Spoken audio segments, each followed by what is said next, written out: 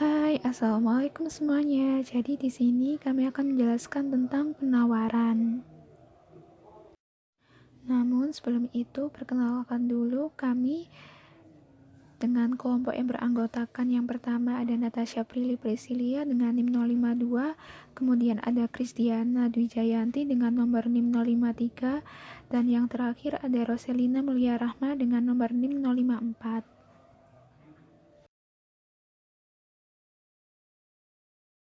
Oke, kita akan lanjut ke pembahasannya. Yang pertama, kita akan membahas tentang pengertiannya. Pengertian dari penawaran sendiri itu adalah keseluruhan jumlah barang yang tersedia untuk ditawarkan kepada masyarakat yang berperan sebagai konsumen pada berbagai tingkat harga tertentu dan waktu yang tertentu juga. Jika harga naik, jumlah barang yang ditawarkan juga akan bertambah. Begitu juga ketika harga turun, maka jumlah barang yang ditawarkan juga akan turun.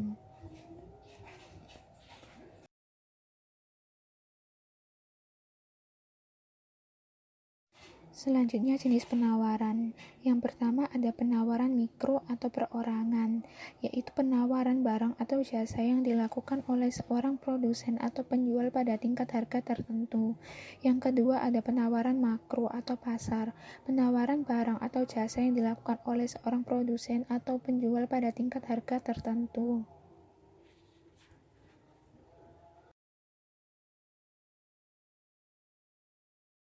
Hukum penawaran berbunyi, jika harga barang semakin tinggi, maka jumlah barang yang akan dijual menjadi lebih banyak. Sebaliknya, jika barang lebih rendah, maka jumlah barang yang akan dijual atau ditawarkan akan semakin langka atau sedikit. Hukum ini menunjukkan keterkaitan antara jumlah barang yang ditawarkan dengan tingkat harga.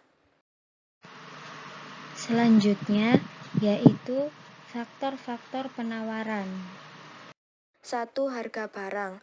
Faktor harga barang adalah syarat penting dalam hukum penawaran, karena tinggi rendahnya biaya produksi dapat mempengaruhi kemampuan harga jual barang, sehingga mempengaruhi jumlah penawarannya. 2. Teknologi produksi. Jika teknologi yang digunakan untuk memproduksi barang bagus, maka jumlah produk yang dihasilkan akan bertambah.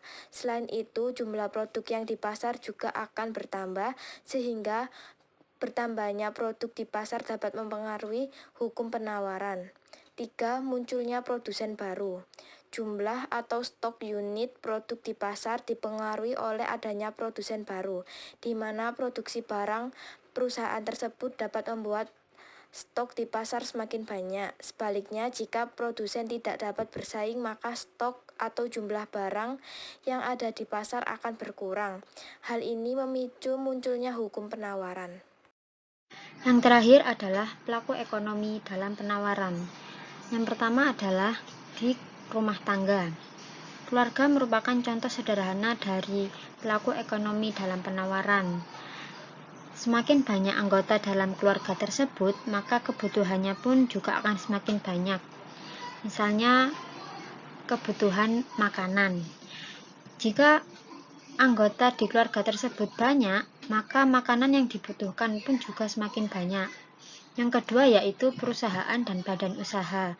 Contohnya adalah ketika momen liburan, harga akomodasi dan transportasi akan melonjak naik seimbang dengan banyaknya orang yang ingin menikmatinya. Hal ini terjadi karena perusahaan dan badan usaha ingin memperoleh keuntungan. Yang terakhir adalah pemerintah. Pemerintah memiliki peran yang penting dalam ekonomi. Di dalamnya pasti ada pegawai yang membantu mengolah ekonomi di pemerintahan. Dalam hal ini pasti pegawai tersebut membutuhkan konsumsi. Nah, jika pegawainya semakin banyak, maka konsumsi yang dibutuhkan dalam kegiatannya pun juga semakin banyak. Nah, tadi adalah resume kami mengenai hukum penawaran dalam ilmu ekonomi. Terima kasih sudah mendengarkan resume kami. Maaf apabila ada kesalahan kata, baik yang disengaja maupun tidak disengaja. Selebihnya terima kasih. Wassalamualaikum warahmatullahi wabarakatuh.